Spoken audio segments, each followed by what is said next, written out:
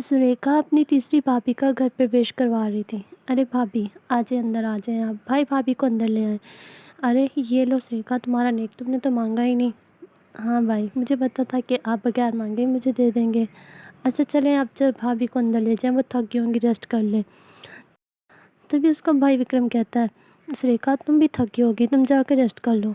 और भाभियाँ किधर हैं, वो देख लेंगी, सारा कुछ संभाल लेंगी। अरे नहीं नहीं भाई, वो भी जाके सोई हैं, थक गई थी ना, इसलिए मैं देख लूँगी। बस मैं अभी आप दोनों के लिए चाय बना देती हूँ, फिर मैं अभी जाके रेस्ट कर लूँगी।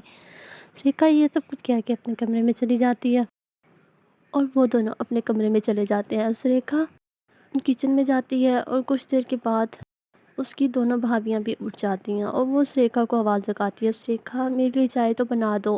तो कहती है, जी भाभी मैं अभी बना देती हूँ। तभी उसकी दूसरी भाभी भी उठ जाती है, कहती है, सुरेखा मेरे लिए भी चाय बना देना और साथ में कुछ खाने को भी बना देना, तुम्हें पता है कि अकेली चाय मुझे गैस कर जाती है। जी जी भाभी, मैं बना देती हूँ आप दोनों के लिए, अभी चाय बना दे। सुरेखा अभी ही काम से फारिग होकर अपने कमरे में रेस्ट करने के लिए जा रही थी कि अचानक से उसकी दोनों भाभियों की आंख खुल गई और उन्होंने उसे चाय बनाने का कह दिया। सुरेखा किचन में खड़ी बस चाय बना रही थी। सुरेखा के माँ बाप नहीं होते, वो पहले ही उसे छोड़ के जा चुके थे। वो अपनी दोनों भाभियों के साथ और अपने भाइयों के साथ रहती है और उसकी दोनों भाभियाँ उससे सारा दिन काम करवाती थी और जब उनके पतियों का आने का टाइम होती थी तो वो खुद किचन में चली जाती थी और ऐसे करती थी जैसे वो सारा काम करती हों, जबकि सारा काम सुरेखा करती थी। और वो अपने पतियों के सामने सुरेखा से ऐसे सलूक करती थी जैसे वो उन्हें सर आँखों पर रखती हों। इस तरह से वो दिन गुजरने के बाद अगले रोज़ जब सुरेखा किचन में खड़ी होती है तो उसकी छोटी छोटी भाभी जो नई नवेली दुल्हन होती है किचन में आती है और कहती है, अरे सुरेखा तुम क्यों काम कर रही हो, एक लौती बेटी हो के इस घर में। कहती है, दोनों भाभियाँ किधर हैं और मैं तो उनसे मिली भी नहीं हूँ। तभी सुरेखा कहती है, अरे भाभी जी वो कमरे में, वो आपसे शाम को मुँह दिखाए पे ही मिलेंगी। सुरेखा कहती है, आप चली जाएं अंदर, आप क्यों किचन में आ गई हैं। कहती, मैं भी तुम्हारी हेल्प कर देती हूँ थोड़ी सी, तुम अकेली किचन में लगी हुई हो। इसी तरह से शाम को जब सब उनके घर में आ जाते हैं, मुँह दिखाई का टाइम हो जाता है और उसकी दोनों भाभियाँ कहती हैं, कविता अब हम जैसे तुम्हें कहेंगे तुम्हें सब कुछ वैसे ही करना पड़ेगा और हमारी हर बात माननी पड़ेगी। तभी वो उनके घर में आए हुए मेहमान में से एक आंटी बोलती है, अरे क्यों, तुम लोग दोनों इसकी सास हो क्या। बड़ी जेठानी कहती है, नहीं नहीं आंटी जी, अगर ये हम ही इसको घर के तौर तरीके सिखाएंगे, नहीं नहीं आइए, इसको क्या पता। तभी वो उनकी पड़ोसन बोलती है कि हाँ, जैसे तुम दोनों तो काम करके थकी पड़ी होती हो। बस उसका यही कहना था और वो दोनों देवरानी जेठानी चढ़ गई उसके ऊपर और उससे लड़ाई करने लग गई। बीच में सुरेखा ने जाके बड़ी मुश्किल से उनकी लड़ाई को ख़त्म करवाया। और वो दिन गुजरने के बाद अगले दिन जब कविता ने सबके लिए खाना बनाया तो उसके पति को खाना बहुत पसंद आया। अरे वाह, आज तो खाना बहुत अच्छा बना हुआ है। तभी सुरेखा कहती है, भाई जी आज ना भाभी ने खाना बनाया है। तभी उसका बड़ा देवर भी बोलता है, अरे वाह सुरेखा, फिर तो तुम्हें नेक मिलना चाहिए, तुमने खाना बहुत अच्छा बनाया है।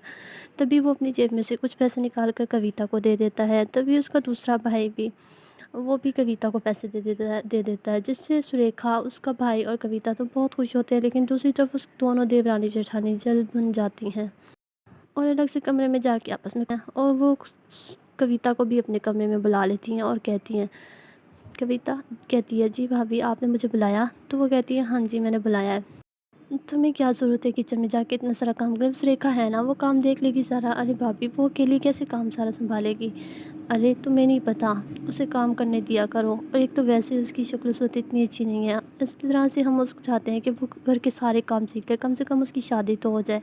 कविता कहती है कि क्यों भाभी, वो अकेली क्यों काम करेगी, हमारा भी तो फ़र्ज़ बनता है। वो दोनों देवरानी जेठानी भी सिर्फ अपनी छोटी देवरानी को भड़काने में लगे होते हैं सुरेखा के ख़िलाफ़ कि तुम भी। और सुरेखा सारा दिन किचन में काम करती है और सारा काम संभाल लेती है और उसको सारा काम करना आता है, वो संभाल लेगी सब कुछ। और जब कुछ शाम को पति उगाने का टाइम होता है तब हम किचन में जाकर क्योंकि सुरेखा ने सारा काम किया होता है। और अच्छी बात तो ये है कि वो अपने भाइयों को बताती भी नहीं है। कविता उनकी बातें सुनकर खामोश कर रही थी और चुपचाप उनकी बातें सुन रही थी और उसको हैरानगी भी हो रही थी उनकी बातों पे। लेकिन फिर भी वो खामोशी से उनकी बातें सुन रही थी। वो दोनों मुसलसल उसको भड़काए जा रही थी सुरेखा के खिलाफ़। अरे हम तो बस सुरेखा का ही भला चाहते हैं, हम चाहते हैं कि चलो उसका कहीं अच्छे से रिश्ता हो जाए और वो अपने घर की हो जाए। जी जी भाभी, बिल्कुल ठीक कह रही हैं आप, मैं भी यही चाहती हूँ कि वो उसके अच्छा सा रिश्ता आए, उसकी शादी हो।